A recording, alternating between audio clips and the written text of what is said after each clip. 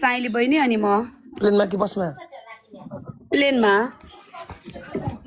फर्किनु पनि प्लेनमै हो फर्किने बेला गाडीमा जान्छु तपाईले यदि भेट्छु भने पनि बाटोमा भेट्ने मान्छे कोही छैन अनि गाडीमा आउने जाने गरेर के काम त भन्नु त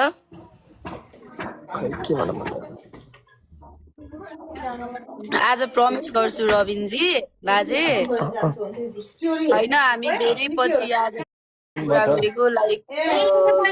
पछि भयो होला 4-5 महिना भयो होला हामी दुईजना कुरा भएको थिएन लाइक यति एउटा प्रमिस गर्छु तपाईको र मेरो रिलेसन जे जस्तो थियो हैन इट्स ओके बट मान्छेहरु टिकटकमा यस्तै हो अब कहिले रिस उठ्छ कहिले के हुन्छ तलमाथि भइराख्छ हैन त्यो अब दुनिया यस्तै छ हैन तर मेरो तर्फबाट तपाईलाई तपाईको फ्यामिलीलाई अनि तपाईको बाबुलाई मेरो तर्फबाट तपाईको वाइफलाई ए टु जेड के लाइक तपाईको फ्यामिली तपाईलाई कुनै टाइममा मेरो साथ सपोर्टको जरुरत पर्यो भने एनी टाइम तपाईले मलाई बिन्दास कल गर्न सक्नुहुन्छ त्यति मात्रै भन्छु है अनि